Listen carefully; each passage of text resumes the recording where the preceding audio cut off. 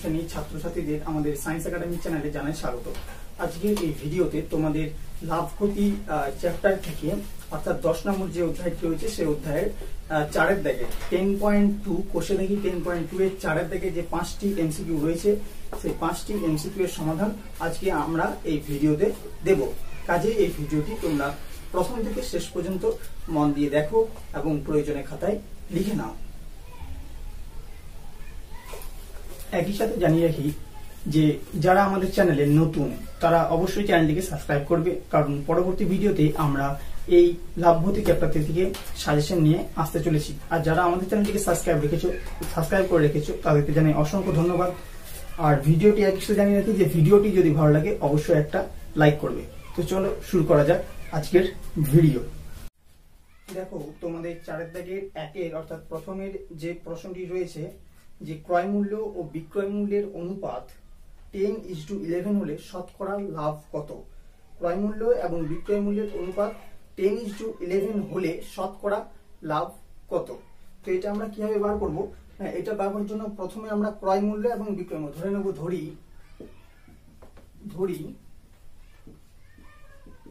ক্রয় মূল্য equal to কত হয়েছে 10, তাহলে ইকুয়াল টু হবে 10x। আর ধরবো বিক্রয় মূল্য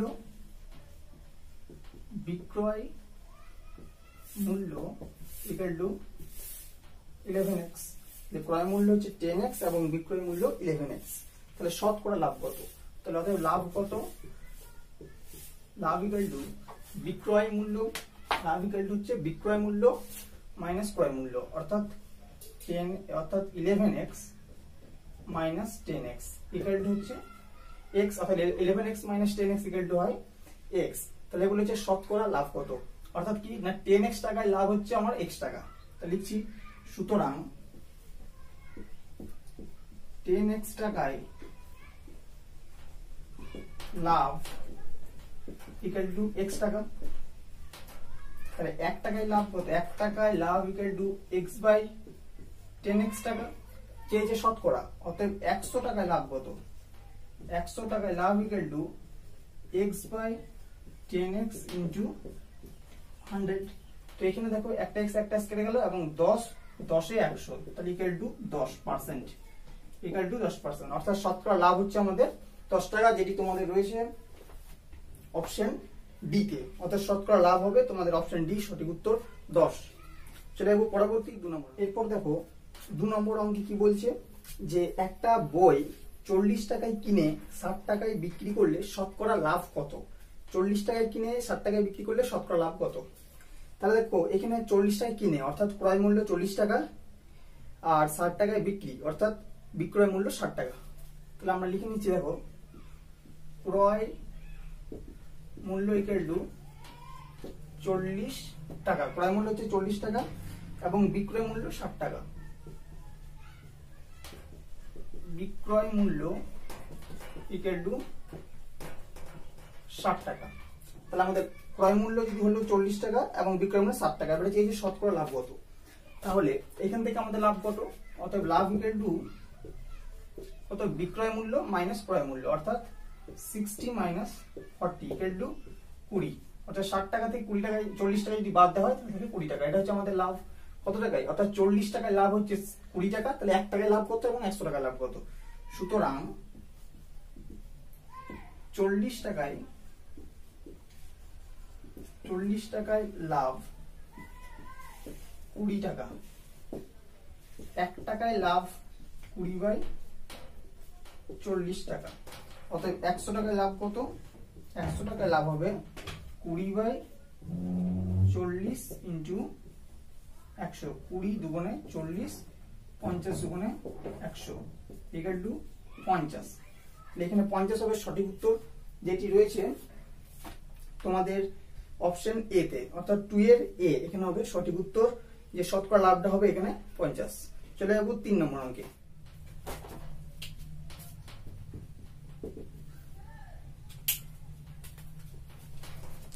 এরপর দেখো 3 অঙ্কটি কি বলেছে যে একটা জামা 360 টাকায় বিক্রি করায় 10% ক্ষতি হলো, জামাটি ক্রয় মূল্য কত?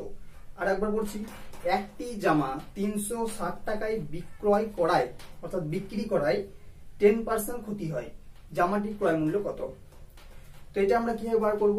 তো এটা আমরা যদি ধরি জামাটির ক্রয় মূল্য, যদি আমরা এরকম ভাবি যে জামাটির ক্রয় মূল্য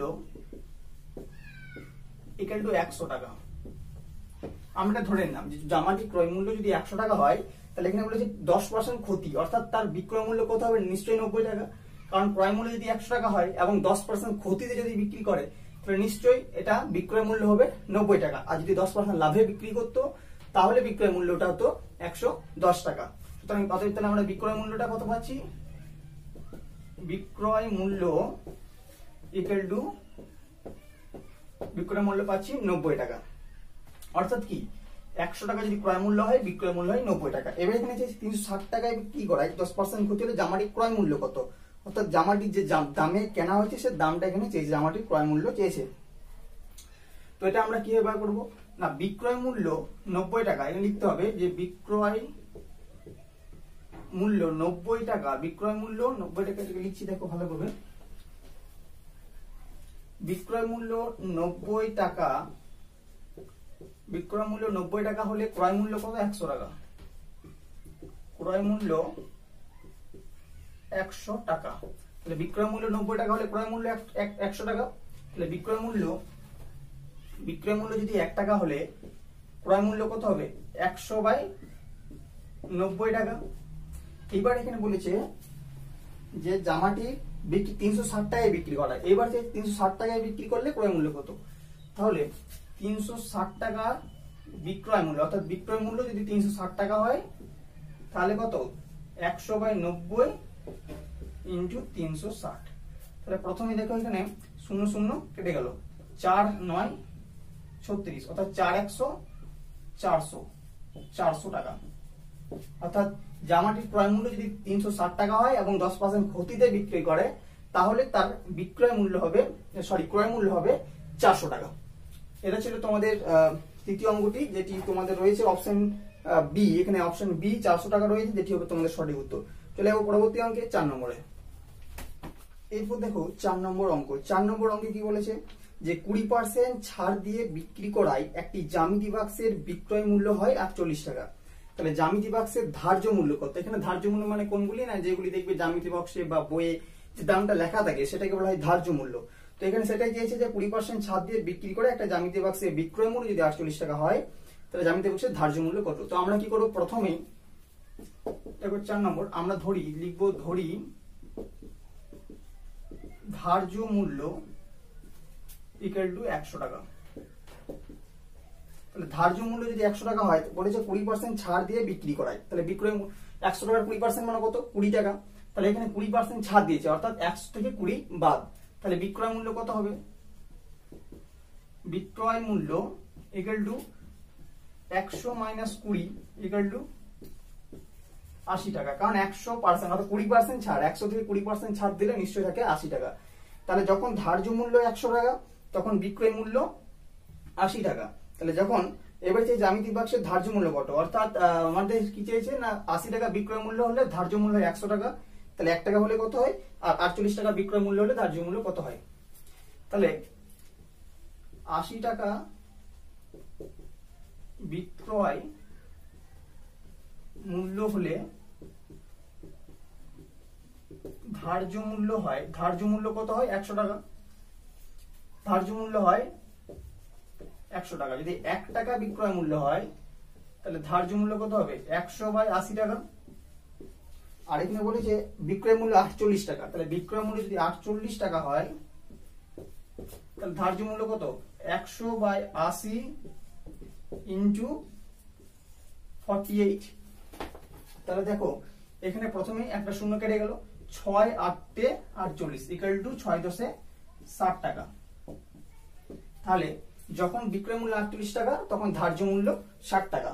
তো এটি তোমাদের রয়েছে অপশন এ তে, 4 এর অপশন এ হবে সঠিক উত্তর। এর পরবর্তী আমরা চলে যাব 5 নম্বর অঙ্কে। 5 নম্বর অঙ্ক এবং আজকের শেষ অঙ্ক কি বলেছে তার আগে একটু বোর্ডটা মুছে নিই।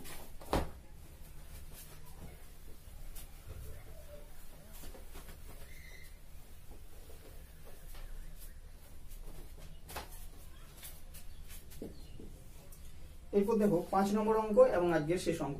কি বলেছে যে এক খুচরো বিক্রেতা ধার্য মূল্যের ওপর 20% ছাড়ে ওষুধ কিনে ক্রেতাকে ধার্য মূল্যে ওষুধ বিক্রি করেন।